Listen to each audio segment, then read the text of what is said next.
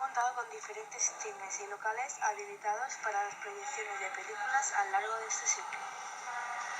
Teatro Principal o Can Guixó estaba situado en la calle Montaña número 15. El Teatro Coliseum, Campo Luz, situado en la calle Asalto número 2. Y el emblemático Cine Monte Carlo estaba en la calle Capità Pero número 14.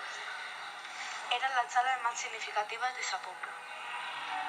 El Cine Monte Carlo se inauguró el 28 de noviembre de 1957. Aquel mismo día se produjo un incendio.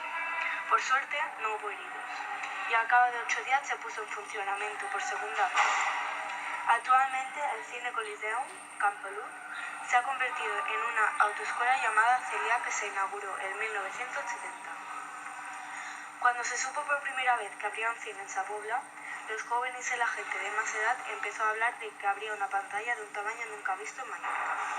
También hablaban de una decena de altavoces que producirían unos efectos sonoros no oídos en toda la historia del cine.